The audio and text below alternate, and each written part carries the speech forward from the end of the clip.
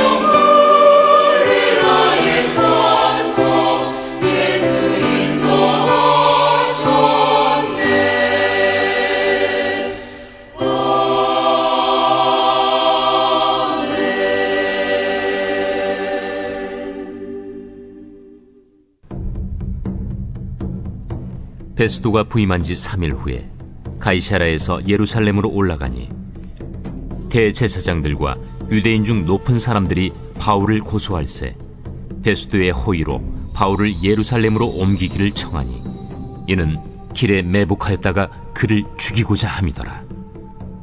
베스도가 대답하여 바울이 가이사랴에 구류된 것과 자기도 멀지 않아 떠나갈 것을 말하고 너희 중 유력한 자들은 나와 함께 내려가서 그 사람에게 만일 옳지 아니한 일이 있거든 고발하라. 베스도가 그들 가운데서 8일 혹은 10일을 지낸 후 가이사랴로 내려가서 이튿날 재판자리에 앉고 바울을 데려오라 명하니 그가 나오매 예루살렘에서 내려온 유대인들이 둘러서서 여러 가지 중대한 사건으로 고발하되 능히 증거를 대지 못한지라 바울이 변명하여 이르되 유대인의 율법이나 성전이나 가이사에게나 내가 도무지 죄를 범하지 아니하였노라. 베스도가 유대인의 마음을 얻고자 하여 바울더러 묻되 내가 예루살렘에 올라가서 이 사건에 대하여 내 앞에서 신문을 받으려느냐? 내가 가이사의 재판자리 앞에 섰으니 마땅히 거기서 신문을 받을 것이다. 당신도 잘 아시는 바와 같이 내가 유대인들에게 불의를 행한 일이 없나이다. 만일 내가 불의를 행하여 무슨 죽을 죄를 지었으면 죽기를 사양하지 아니할 것이나 만일 이 사람들이 나를 고발하는 것이 다 사실이 아니면 아무도 나를 그들에게 내줄 수 없나이다. 내가 가이사께 상소하노라. 베스도가 배석자들과 상의하고 이르되 내가 가이사에게 상소하였으니 가이사에게 갈 것이라. 수일 후에 아그리빠 왕과 버니게가 베스도에게 문안하러 가이사라에 와서 여러 날을 있더니 베스도가 바울의 일로 왕에게 고하여 이르되, 벨릭스가 한 사람을 구류하여 두었는데 내가 예루살렘에 있을 때 유대인의 대제사장들과 장로들이 그를 고소하여 정죄하기를 청하기에 내가 대답하되, 무릇 피고가 원고들 앞에서 고소 사건에 대하여 변명할 기회가 있기 전에 내주는 것은 로마 사람의 법이 아니라 하였노라. 그러므로 그들이 나와 함께 여기 오매 내가 지체하지 아니하고 이튿날 재판자리에 앉아 명하여 그 사람을 데려왔으나 원고들이 서서 내가 짐작하던 것 같은 악행의 혐의는 하나도 제시하지 아니하고 오직 자기들의 종교와 또는 예수라 하는 이가 죽은 것을 살아있다고 바울이 주장하는 그 일에 관한 문제로 고발하는 것뿐이라. 내가 이 일에 대하여 어떻게 심리하는지 몰라서 바울에게 묻되, 예루살렘에 올라가서 이 일에 신문을 받으려느냐 한즉, 바울은 황제의 판결을 받도록 자기를 지켜주기를 호소하므로 내가 그를 가이사에게 보내기까지 지켜두라 명하였노라. 아그리빠가 베스도에게 이르되, 나도 이 사람의 말을 듣고자 하노라. 내일 들으시리이다. 이튿날 아그리빠와 버니게가 크게 위엄을 갖추고 와서 천부장들과 시중의 높은 사람들과 함께 접견 장소에 들어오고 베스도의 명으로 바울을 데려오니 베스도가 말하되, 아그리빠 왕과 여기 같이 있는 여러분이여, 당신들이 보는 이 사람은 유대 모든 무리가 크게 외치되 살려두지 못할 사람이라고 하여 예루살렘에서와 여기서도 내게 청혼하였으나 내가 살피건대 죽일 죄를 범한 일이 없더이다. 그러나 그가 황제에게 상소한 고로 보내기로 결정하였나이다. 그에 대하여 황제께 확실한 사실을 아랠 것이 없으므로 신문한 후 상소할 자료가 있을까 하여 당신들 앞, 특히 아그리빠 왕 당신 앞에 그를 내세웠나이다. 그 죄목도 밝히지 아니하고 죄수를 보내는 것이 무리한 일인 줄 아나이다. 샬롬, 우리의 오늘 하루도 하나님의 주권 가운데 있음을 고백합니다. 그러니 하나님께서 허락하신 오늘 하루도 축복의 날임을 깨닫는 우리가 되기를 바랍니다. 오늘 하루의 의미와 또 가치를 발견하고 감사와 기쁨으로 오늘 하루를 살아가는 우리가 되기를 소망합니다. 오늘 함께 읽은 본문의 말씀은 바울이 유대 지도자들에 의해 고소를 당해 재판에 넘겨지고 감옥에 갇힌 지 2해가 지난 시점입니다. 바울을 재판에 투옥시킨 총독 벨리스는 자리에서 물러났습니다. 그리고 새로운 총독으로 베스도가 부임하게 되었습니다. 베스도는 부임한 지 3일 후에 가이사랴에서 예루살렘으로 올라갑니다. 이것은 정권 교체 후 예루살렘에 있는 유대인 지도자들에게 자신을 나타내기 위한 공식적인 부임 행차와도 같은 것이었습니다. 베스도가 예루살렘으로 올라갔을 때 대제사장들과 유대인 중 높은 사람들이 감옥에 있는 바울을 재판해달라고 고소합니다. 그리고 바울을 예루살렘에 있는 감옥으로 옮겨달라는 요청을 합니다. 그 이유는 3절에서 확인할 수 있는데, 바울을 옮기는 동안 길에 매복하였다가 바울을 죽이기 위해서였습니다. 바울이 감옥에 갇힌 지 이미 2해가 흘렀고 옥에 갇혀 자신들의 눈앞에 있지도 않은 바울을 향해 대제사장들과 유대 지도자들은 여전히 원망과 분노 그리고 살의를 가지고 있었습니다. 로마에서 새로운 총독이 왔는데 그에게 첫 번째로 요구한 사항이 어떤 경제적인 편의나 민생에 관한 것이 아니라 바로 수감자 바울을 고소하는 일이라는 것부터가 얼마나 바울을 미워했는지를 알 수 있지요. 바울을 죽이고 싶어서 혈안이 되어 있음에도 바울을 죽일 수 있는 방도를 찾을 수가 없자 바울의 감옥을 이송하는 중에 불법적인 방법으로 그를 살해할 궁리를 하고 있는 것입니다. 사람을 죽이려는 것은 의도 자체부터가 얼마나 악하고 또 얼마나 큰 죄인지 누구나 상식적으로 알 수 있습니다. 그런데 이 일을 하려는 사람들은 다름 아닌 대제사장들이며 종교 지도자들이고 유대인들 중 높은 사람들입니다. 하나님의 선민으로 불리며 하나님 앞에 정결하고 거룩한 삶을 살기로 결단한 자들, 날마다 하나님께 예배하며 찬양과 기도를 드리는 자들 말입니다. 그러니 우리는 우리의 예배와 우리의 삶을 돌아보아야 함이 마땅하지 않겠습니까? 우리 중 누가 이들보다 더 예배를 드리고 율법을 철저히 지키는 자가 있겠습니까? 그러나 그렇게 하나님을 잘 알고 하나님을 잘 믿는다고 하는 자들의 모습은 하나님의 뜻과는 전혀 상관없을 뿐 아니라 오히려 하나님의 선하신 목적과 계획을 한참 벗어나 하나님을 대적하는 모습으로 서 있을 수도 있습니다. 우리는 우리를 부르신 하나님의 뜻에 합당한 신앙으로 살아가고 있습니까? 바라기는 우리의 신앙이 하나님의 선하신 뜻 안에서 진실하며 건강하며 깨끗하기를 바랍니다.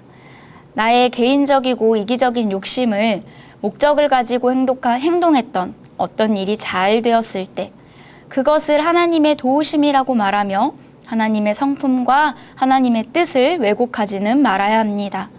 누군가를 아프게 하고 괴롭게 하면서 그것이 마치 믿음 때문에 행한 일인 것처럼도 말하지 않아야 합니다. 하나님께서 우리에게 주신 건강한 믿음은 우리의 삶에서 상식적이고 바른 모습으로 나타날 때가 많습니다. 바울이 재판에 섰을 때 바울을 고소하려던 자들과는 반대로 바울에게는 어떠한 죄목도 찾을 수가 없었습니다. 윤리적인 부분에서 어떤 결함도 찾을 수 없었던 것입니다. 바울을 신문한 베스도는 바울의 무죄를 인정합니다. 베스도의 입장에서 객관적으로 볼 때 바울을 고소한 자들의 고소 내용과는 다르다는 것을 발견합니다. 그들은 정치적인 요소와 더불어 바울이 폭동과 소란을 일으킨 것처럼 바울을 내몰았지만 바울을 신문하면 할수록 그가 부활하신 예수 그리스도를 믿는 신앙 말고는 율법적으로 어떤 잘못도 하지 않았다는 것을 오히려 증명하는 계기가 되었습니다. 바울은 세상의 법정 앞에서도 떳떳했고 정직하고 바르게 그의 삶을 지키는 사람이었습니다. 비록 그럼에도 바울은 억울하게 고소를 당하고 옥살이를 했지만 지나고 나서 돌아보았을 때 결국 하나님께서 그의 삶을 통해 위대한 복음의 역사를 이루고 계셨던 것을 우리는 확인할 수 있습니다. 사도행전을 기록한 누가는 복음이 어떤 지역으로 전파되어 가는지에 대한 관심을 가지고 사도행전을 기록했습니다. 그래서 한 지역에 복음이 들어가게 되는 경로와 그와 관련된 사건을 비교적 자세하게 기록하고 있는 것을 볼 수 있습니다. 복음이 예루살렘에서 시작해서 유대와 사마리아, 그리고 지금의 터키와 그리스에 전해진 후 이제는 로마에 전파되는 그 과정에 초점을 맞추어 바울의 투옥과 재판 과정을 기록하고 있는 것을 볼 수 있지요. 저자는 유대인들의 고소나 바울의 변론에 대한 상세한 내용보다는 바울이 어떠한 경위로 로마 황제 법정에서 자신의 재판을 위탁하게 되었는지를 보여주는 것에 계속해서 관심이 있습니다. 즉, 저자는 이 사건들이 바울이 하나님의 선하신 뜻 가운데 복음을 위해 로마로 가게 되는 방향성을 가지고 있다는 것을 우리에게 알려줍니다. 하나님께서는 이미 선하신 뜻 가운데 바울을 로마에 보내시려는 계획을 가지고 계셨습니다. 사도행전 23장 11절 말씀을 함께 읽겠습니다. 그날 밤에 주께서 바울 곁에 서서 이르시되 담대하라, 내가 예루살렘에서 나의 일을 증언한 것 같이 로마에서도 증언하여야 하리라 하시니라. 비록 악한 사람들을 통해서이지만 오히려 그들이 합력해 바울을 로마로 보내는 일을 진행하는 꼴이 되었습니다. 대제사장들과 유대 지도자들의 끊임없는 고소로 인해 바울이 재판을 다시 받게 되었고, 베스도 총독은 유대인들에게 호감을 사고자 바울에게 예루살렘에 올라가서 재판을 받겠냐고 물었습니다. 그로 인하여 바울은 자신의 로마 시민권을 주장하며 가이사의 법정에서 재판을 받겠다고 호소합니다. 바울은 예전에 몇 번이나 로마에 가려고 했으나 길이 막혀 갈 수 없었습니다.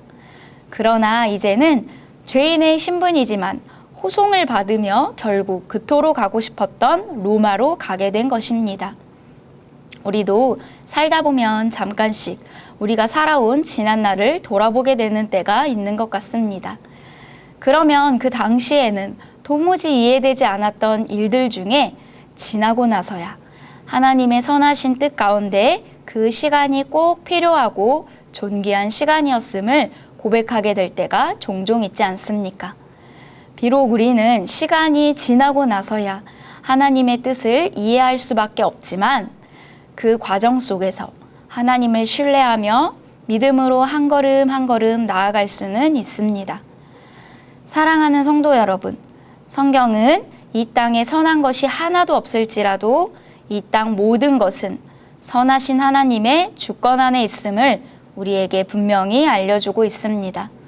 우리가 하나님의 주권을 믿을 때 우리는 걱정과 근심에서 벗어나 하나님의 일하심을 볼 수 있습니다.